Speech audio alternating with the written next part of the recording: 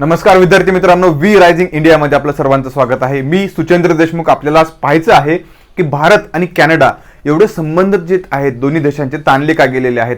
यामधील एक महत्त्वाची न्यूज आज येते आहे, भारतामधील खलिस्तानी जे आहे त्यांची प्रॉपर्टी जप्त झालेली आहे। निज्जर केसमध्ये अमेरिकेने का केलेली आहे कॅनडाची मदत, आपल्याला पाहायचं आहे। जे अमेरिका आहे या अमेरिकाने कॅनडाची मदत या केसमध्ये कशा पद्धतीने केलेली आहे हे सुद्धा बघायचं आहे। आणि OCI इश्यू काय आहे, 5 आईज किंवा 5 डोळे असं म्हणतो, हे 5 डोळे म्हणजे काय आहेत या सर्व गोष्टींचा आढावा जो आहे आपल्याला भारत आणि कॅनडा यांचं जे रिलेशन आहे यामध्ये आपल्याला पाहायचं आहे। आणि त्याचबरोबर भारतामधील जे गुरुपतवंत सिंग पन्नू आहे त्या पन्नूची जी प्रॉपर्टी जी आहे ती सीज केलेली आहे हे सुद्धा आपल्याला या लेक्चरमध्ये पाहायचं आहे। Political science and international relation हा एक खूप महत्त्वाचा ऑप्शनल आहे। जेव्हा आपण UPSC MPSC या कॉम्पिटेटिव्ह एक्झामिनेशनची स्टडी करत आहोत, MPSC 2025 साठी जो आहे तो हा political science and international relation, त्याला PSIR असं म्हणतो, हा खूप महत्त्वाचा ऑप्शनल आहे। ज्या विद्यार्थ्यांना हा ऑप्शनल घ्यायचा असेल त्यांनी वी अकॅडमीशी संपर्क करू शकता, कारण आपल्या ज्या ऑप्शनलच्या ऑनलाईन बॅचेस आहेत त्या 5 ऑक्टोबर पासून चालू होणार आहेत आणि या सर्व बॅचेस जे आहेत ते मी स्वतः कंडक्ट करणार आहे। त्याच्यामुळे ह्या बॅचेसमध्ये ज्यांना एनरोल व्हायचं असेल त्यांनी खाली दिलेल्या नंबरवरती मला कॉन्टॅक्ट करू शकता। ओके, यामध्ये ऑप्शनल कुठला निवडावा, काय अडचणी असेल तर तुम्ही वी अकॅडमीचं चॅनल सुद्धा व्हिजिट करू शकता। त्या चॅनलवरती आपण व्हिडिओ अपलोड केलेले आहेत आणि आणखीन तुम्हाला काही जर डिफिकल्टी असेल तर डायरेक्टली तुम्ही मला संपर्क करू शकता। आपण इथे बघूयात, कॅनडा इंडिया रिलेशन आपण पाहत आहोत आणि कॅनडा इंडिया रिलेशनमध्ये काही न्यूज आलेले आहेत। India Canada row, okay, NIA says properties of SFJ leader Pannun slain Khalistani terrorist Nijjar is massive crackdown. हा जो निज्जर आहे तो सुद्धा बघायचा कोण आहे। निज्जर जो आहे त्या निज्जरमुळेच ही ज्या सर्व घटना आहेत, इंडियाचे कॅनडाचे रिलेशन्स आहे हे बिघडलेले आहेत हे पाहायचं आपल्याला।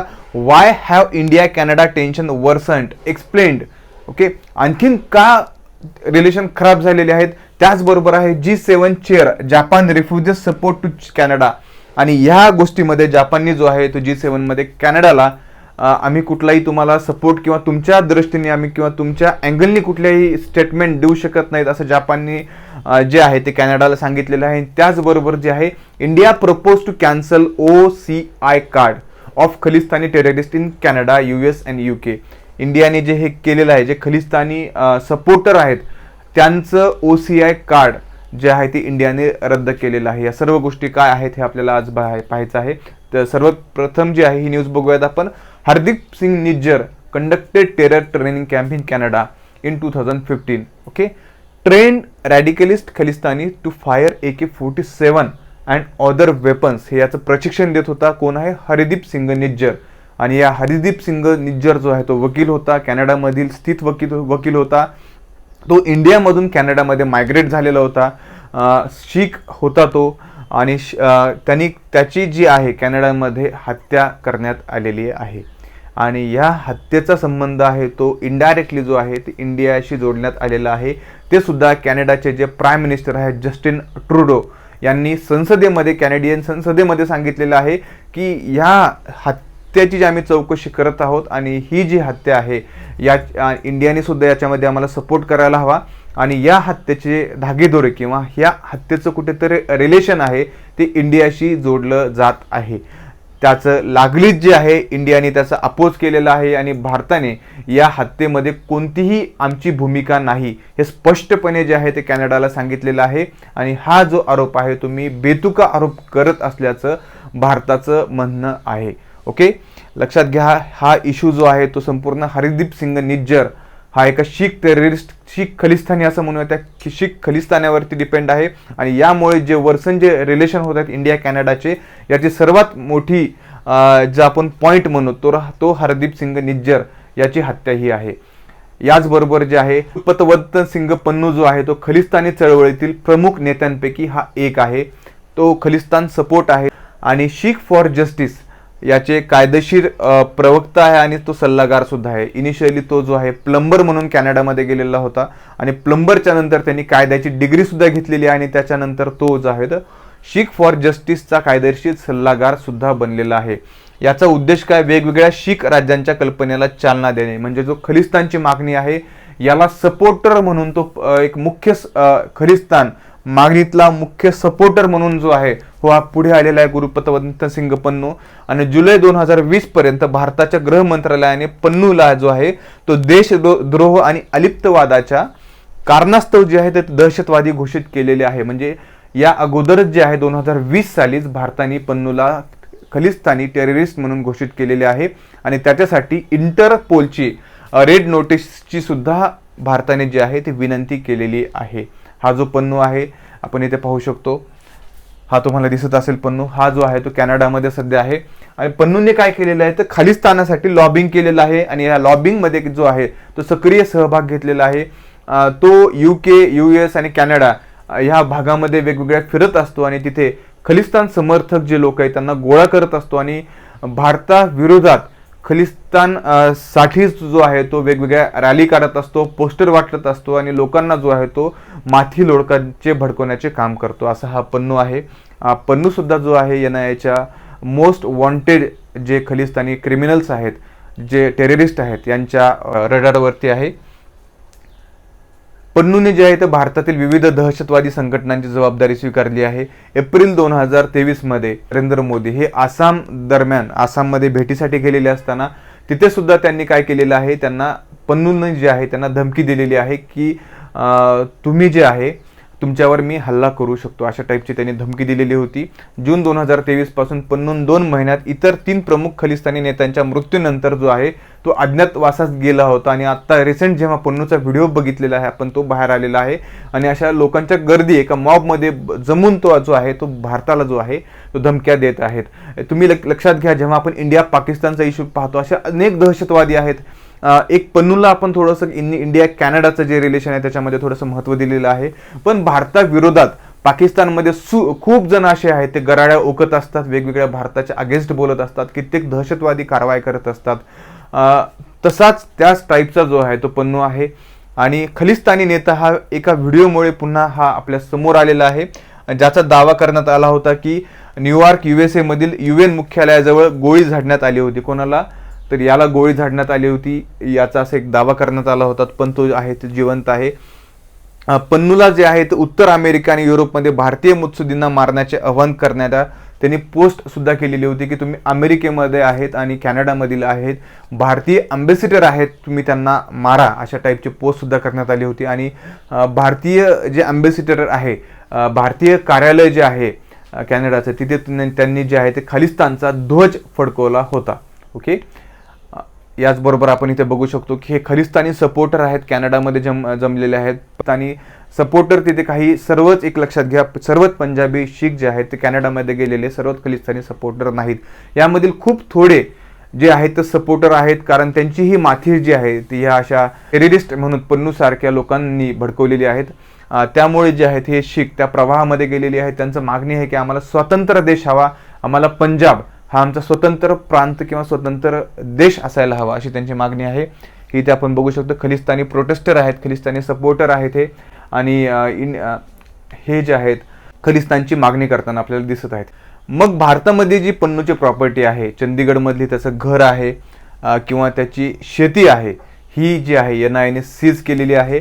आपण इथे पाहू शकतो, काही इथे आपल्याला फोटो देऊ शकतात की पन्नूचं घर आहे आणि याच्या बाहेर जे आहे NIAचे अधिकारी आहेत ते प्रॉपर्टी सीज करताना दिसतात आणि त्यांनी प्रॉपर्टी ही जप्त केलेली आहे. थोडक्यामध्ये आपण इथे पाहू शकतो की खालिस्तानी दहशतवादी जो पन्नून आहे हा जो आहे तो शीख फॉर जस्टिस या दहशतवादी संघटनेचा जो आहे तो सदस्य आहे आणि संघटनेचा प्रमुख आहे तो, आणि याच्या विरुद्ध NIAने जे आहे ते कारवाई केलेली आहे. आणि पन्नूवर जे आहे तर पंजाबमध्ये सुद्धा 22 गुन्हे दाखल आहेत, ज्यामध्ये 3 जे आहे ते देशद्रोहाचे गुन्हे आहेत. आणि जप्त केलेल्या मालमत्तेमध्ये त्याच्या वडिलोपार्जित जी संपत्ती आहे ती सुद्धा या जप्त केलेल्या मालमत्तेमध्ये आहे. चंदीगड सेक्टरमधील 15C येथील घर क्रमांक 2033 ही आणखीन एक मालमत्ता यासोबत त्याची जप्त करण्यात आलेली आहे. आणि त्याचबरोबर जी आहे 46 कनाल शेती ही त्याची सुद्धा जप्त करण्यात आलेली आहे. कोणाचा सदस्य आहे तर पन्नू शीख फॉर जस्टिस SFJ चे स्वयंघोषित आपण जनरल असं म्हणू, वकील असं म्हणूयात त्याला. तो असं म्हणतो की मी ह्या सदस्य ही जी संघटना आहे त्याचा जो आहे तो लीडर आहे, असं पन्नूचं जे आहे ते वक्तव्य आहे. आणि याचबरोबर आपण बघूयात की 2019 पासून NIAच्या रडारवर जेव्हा दहशतवाद विरोधी एजन्सीने दहशतवादी कारवाया आणि क्रियाकल्पांना प्रोत्साहन देण्यासाठी आणि चालवण्याची प्रमुख भूमिका जो पन्नू बजावत होता, त्याला धमकी आणि धमकवण्याचा रणनीतीद्वारे देश NIA असं म्हटलेलं आहे की हा जो पन्नू आहे तो देश सोडून गेलेला आहे आणि NIAच्या कोर्टामध्ये जे आहे ते पन्नूला अजामीन पात्र जे आहे वॉरंट जारी केलेले होते आणि गेल्या वर्षी 29 नोव्हेंबर रोजी त्याला घोषित गुन्हेगार PO म्हणून सुद्धा घोषित करण्यात आलेले आहे. त्याचबरोबर आता आणखीन एक न्यूज आहे, तर Khalistan supporter Sukhdul Singh killed in Canada reports. आता हा पन्नू आहे आणि या अगोदर जेव्हा G20 साठी जस्टिन ट्रुडो भारतामध्ये आले होते त्यानंतर त्यांनी जो आहे निज्जर ही केस त्यांनी उचलून धरलेली आहे आणि त्याच्यानंतरच ते जेव्हा कॅनडामध्ये गेल्याच्या नंतरच आणखीन इथे कॅनडामध्ये जो आहे तो आणखीन एका व्यक्तीचा जो आहे तो मर्डर झालेला आहे. याचं नाव आहे, खालिस्तानी सपोर्टर आहे तो सुखदुल सिंग जो आहे तो भारतीय रहिवासी होता, तो कॅनडामध्ये जाऊन खलिस्तानी सपोर्टर आहे तो. आणि याची जी हत्या कोणी केलेली आहे तर याची हत्या गँगस्टर लॉरेन्स बिश्नोई जो आहे तो तिहार जेलमध्ये सध्या कैद आहे. याचं असं म्हणणं आहे की मी माझ्या जे तिथले कॅनडामधील संपर्कामधील त्याच्या जे गँगमधले व्यक्ती आहेत त्या व्यक्तींमार्फत जे आहे याची हत्या केलेली आहे, असं जे आहे ते बिश्नोईचं म्हणणं आहे. त्यांनी सांगितलेलं आहे की मी यांची हत्या केलेली आहे. म्हणजे कॅनडामध्ये आणखीन एक जो खलिस्तानी आहे त्याची हत्या झालेली आहे. आपण इथे पाहू शकतो. याचबरोबर जे US आहे आता इथे 5I संबंध कसा आहे तो थोडं लक्षात घ्या. आहे US Envoy says Canada received 5I intel against India report. म्हणजे USचं असं म्हणणं आहे की हरदीप सिंग निज्जरची जी हत्या झाली होती ती हत्या होणार आहे हे आम्हाला अगोदरच माहिती होतं. हे कोणाचं म्हणणं आहे, ते USचं म्हणणं आहे. मग असं अगोदरच माहिती होतं तर आपल्याला असा प्रश्न पडतो की मग यांनी कॅनडाला सांगितलं का नाही, हे हत्या का रोखू शकले नाहीत. आणखीन एक न्यूज येते, Hardeep Singh Nijjar killing. US envoy confirms Canada got 5I intelligence against India. Top updates. आता 5I इंटेलिजन्स म्हणजे काय हे खूप महत्त्वाचं आहे. इथे पाहू शकतो 5I इंटेलिजन्स जे आहे ती 5 कंट्रीज आहेत. USA, UK, Canada, Australia, New Zealand या कंट्रीच्या ज्या गुप्तहेर संघटना असतात म्हणजे ह्या 5 देशांच्या इंटेलिजन्स एजन्सी ज्या आहेत त्या एकमेकांची कनेक्टेड आहेत. म्हणजे एखाद्या कुठलाही टेररिस्ट असेल त्याची माहिती ऑस्ट्रेलियाला असेल तर हे बंधनकारक आहे की यांनी ऑस्ट्रेलियाने जी माहिती आहे ते बाकीच्यांना द्यायला हवी. अशा पद्धतीने जे आहे 5I आहे. त्याच्यानंतर 9I कंट्रीज आहेत आणि 14I कंट्रीज आहेत. ज्या 5I's आहेत त्याच्यानंतर त्या 9I आहे त्याच्यामध्ये आणखीन कंट्री जे आहेत ॲडिशन झालेले आहेत आणि 14I कंट्री ह्याच्यामध्ये सुद्धा आणखीन देश जे आहेत ते ॲडिशन झालेले आहेत. या टाईपमध्ये हे जे आहे ते इंटेलिजन्सचं काम करतात हे सर्व देश मिळून. आणि ह्या देशांना असं म्हणणं आहे की USचं की आम्हाला ह्या गोष्टी अगोदरच माहिती होत्या. मग आपल्याला असा प्रश्न पडतो की US हे माहिती असताना हा सुद्धा रोखू का शकलेला नाही. याचबरोबर आपल्याला जो निज्जर आहे कॅनडाचा आहे त्याचा इश्यू माहिती आहे. त्याचबरोबर असा एक प्रश्न पडतो की 5I एवढ्या इंटेलिजन्स असतात, यांचं असं म्हणणं असतं की आम्हाला सर्व गोष्टी माहिती असतात. या सर्व गोष्टी त्या कधी सांगतात की आम्हाला माहिती होत्या, जेव्हा ती गोष्ट घडून गेलेली आहे त्यानंतर हे जे 5I's कंट्री आहेत हे सांगत असतात की आम्हाला ह्या गोष्टी माहिती असतात. मग घडून गेल्याच्या नंतर हे तर आपल्याला माहिती असतं, मी तुम्हाला सांगतो की ह्या गोष्टी आहेत, ह्या गोष्टी झालेल्या आहेत, याच वेळी हे सांगतात की आम्हाला ह्या माहिती होत्या. एक लक्षात घ्या, जेव्हा इंटेलिजन्स कशी वर्क करते, जेव्हा आपण भारताची इंटेलिजन्स एजन्सी कशी वर्क करते हे पाहतो. इंटेलिजन्स एजन्सीचं काम काय असतं की एखादी गोष्ट व्हायची असेल तर ती गोष्ट होऊ न देणे, तिला तिथंच रोखून धरणे हे इंटेलिजन्सचं काम असतं. ती माहिती संपूर्ण गॅदर करणे, गुप्तरित्या माहिती काढणे आणि ह्या गोष्टी होऊ न देणे. मग ही अमेरिकेची एजन्सी म्हणत आहे की आम्हाला माहिती होत्या, फक्त आम्ही त्यांना सांगितलं होतं, असं यांचं एक बयान किंवा आपण यांचं म्हणणं येतं. तर आपण इंडिया जेव्हा युक्रेन आणि रशियाचा जो इश्यू आहे याच्यावरती सुद्धा यांचं एक स्टेटमेंट आलेलं आहे, एक न्यूज आलेली आहे की हे म्हणतात की हे वॉर चालू होण्या अगोदरच आम्हाला माहिती होतं की रशिया जो आहे तो युक्रेनवरती अटॅक करणार आहे. मग इथे प्रश्न येतोय की ह्या ज्या एजन्सी आहेत त्या का सांगू शकलेल्या नाहीत की जे आहे युक्रेनला की बाबा रशिया जो आहे तो ज्यावरती अटॅक करणार आहे आणि तू सावध राहा, किंवा तू जे आहे ती जी UN ची जी डील चालली होती युक्रेन UN मध्ये सामील होण्याची जी प्रोसेस चालली होती, तू आमच्या जवळ येऊ नको, कारण तुझं ह्या गोष्टीने जे आहे ते युद्ध होण्याची शक्यता आहे किंवा रशिया जो आहे तो तुमच्यासोबत अटॅक करणार आहे. मग याच्यामध्ये कोणाचा अमेरिकेचा हस्तक्षेप आपण असं म्हणू शकतो की मग अमेरिकेला सुद्धा त्याची मूक संमती होती का युद्धाला, असं सुद्धा एक इश्यू येऊ शकतो. ओके, या तर गोष्टी आपल्याला सर्वांना माहिती असतात. जेव्हा आपण न्यूज सांगतोय आणि न्यूज सांगितल्याच्या नंतर कुणी म्हणू शकतं की मला हे माहिती आहे, मला हे अगोदरच माहिती होतं हे होणार आहे. तुम्ही एवढ्या मोठे इंटेलिजन्स एजन्सी आहात, मग ह्या गोष्टी का तुम्ही स्टॉप करू शकत नाही? भारताचं एक्झाम्पल देताना आपण बोलू शकतो की भारताची जी इंटेलिजन्स एजन्सी आहे, रॉ आहे आणि IB आहेत, ह्या एजन्सी तुम्ही मागच्या काही वर्षांमध्ये बघितलं असेल की भारतामध्ये जे आहे टेररिस्ट अटॅक पहिले खूप व्हायचे, बॉम्बिंग व्हायची. आता जे आहेत तुम्हाला मागच्या 5 वर्षामधले कुठलेही जास्त टेररिस्ट अटॅक दिसणार नाहीत. कशामुळे दिसणार नाहीत? कारण ह्या इंटेलिजन्स एजन्सीचं काम आहे ती अटॅक होण्याच्या अगोदर जे आहेत माहिती कॅप्चर करणं आणि त्याला त्या अटॅक होण्यापासून तिथं रोखणं, ह्या एजन्सीचं काम आहे. मग एवढ्या मोठ्या यांनी 5 आय काढलेली आहे, त्याच्यानंतर 9 आयज 14 आयज अशा त्यांनी एक कॉन्ट्रीब्युशन केलेलं आहे किंवा आपापसात जे आहे इंटर रिलेशन केलेलं आहे. त्यांच्या ज्या संघटना आहेत त्यांचं इंटेलिजन्स संघटना आहेत त्यांचं. मग ह्या एवढ्या मोठ्या संघटना सोबत असून सुद्धा हे एखाद्या गोष्टी रोखू का शकत नाहीत? हा सुद्धा खूप महत्त्वाचा प्रश्न ठरतो. आणि यानंतर जे आहे G7 मध्ये सुद्धा भारताच्या अपोजमध्ये कॅनडाने सुद्धा जपानला सांगितलं होतं की हे जे इश्यू आहे हे भारत असं करत आहे, निजरला जो आहे तुम्ही आम्हाला समर्थन द्या. तर जपानने क्लिअरली सांगितलेलं आहे की in G7 chair Japan refuses to support to Canada. जपानने कॅनडाला जो सपोर्ट आहे तो रिफ्यूज केलेला आहे. आणि याचबरोबर जे आहे OCI card, okay, centre to cancel OCI card over pro Khalistani activity. आता OCI कार्ड म्हणजे काय? OCI म्हणजे ओव्हरसीज सिटीजन ऑफ इंडिया. याला OCI असं कार्ड एक असतं, जसा पासपोर्ट असतो त्याप्रमाणे OCI कार्ड असतं. आता एक लक्षात घ्या, जेव्हा एखादा व्यक्ती एखाद्या देशामध्ये त्याला व्हिजिट द्यायला जायचं असेल तर त्या देशाची परमिशन सुद्धा त्या व्यक्तीला लागते, त्याला आपण विजा असं म्हणतो. त्याचबरोबर प्रत्येक देशामध्ये जायला विजा लागतो. त्याचबरोबर भारतामध्ये जे आपण बघितलेले कॅनडामध्ये गेलेले जे व्यक्ती आहेत, बऱ्याच व्यक्तींनी जे आहेत भारतामधून कॅनडामध्ये गेलेल्यांनी काय केलेलं आहे, कॅनडाची सिटिझनशिप स्वीकारलेली आहे. भारत हा सिंगल सिटिझनशिपला मान्यता देतो. त्यामुळे ज्यांनी कॅनडाची सिटिझनशिप स्वीकारलेली आहे त्या व्यक्तींची ऑटोमॅटिकली इंडियाची सिटिझनशिप जी आहे ते रद्द झालेली आहे. पण हे लोक जे आहेत ते इंडियन ओरिजिन लोक आहेत, भारतामध्ये इथेच राहिलेले लोक आहेत आणि नंतर कॅनडामध्ये जाऊन स्थायिक झालेले असे लोक आहेत, हे व्यक्ती आहेत. आणि ओव्हरसीज सिटीजन ऑफ इंडिया म्हणजे काय, तर भारताने काय केलेलं आहे, असे एक आपण थोडक्यात म्हणू की ओव्हरसीज सिटीजन ऑफ इंडिया हा कायदा काढलेला आहे. आणि ह्या भारताने एका डॉक्युमेंट्सद्वारे यांना जे हे डॉक्युमेंट्स आहे यांना काय केलेली आहे, तर ऑन अरायव्हल विजा एक फॅसिलिटी असते, विजा एक फॅसिलिटी असते. आणि यांच्यासाठी जे आहे ओव्हरसीज सिटीजन ऑफ इंडिया जे आहे यांच्यासाठी कुठल्याही विजाची गरज असणार नाही, कारण ते मूळ भारतीय नागरिक होते. आणि आत्ता जे आहेत ते ओव्हरसीज सिटीजन ऑफ इंडिया हे झालेले आहेत, म्हणजे दुसऱ्या देशामध्ये जाऊन स्थायिक झालेले आहेत.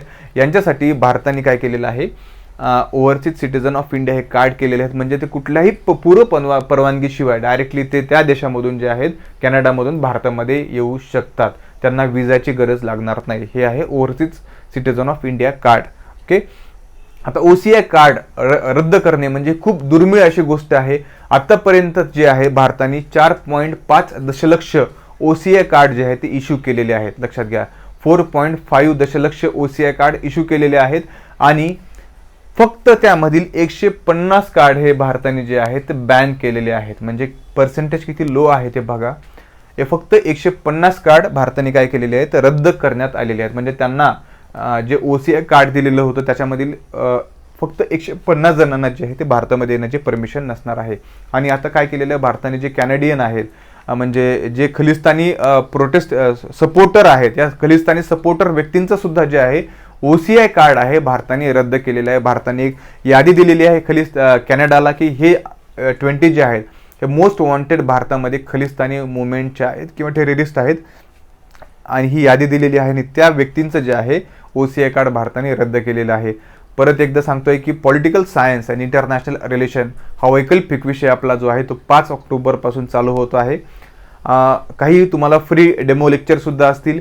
यामध्ये तुम्हाला जर ॲडमिशन घ्यायचं असेल तर तुम्ही वी अकॅडमीशी संपर्क साधू शकता, कारण टार्गेट 2025 MPSCचं आहे. आणि त्याचबरोबर UPSCसाठी जे विद्यार्थी मराठीमधून तयारी करत आहेत त्यांच्यासाठी सुद्धा ही जी आपली वैकल्पिक विषयाची बॅच असणार आहे ही खूप इम्पॉर्टंट महत्त्वाची असणार आहे.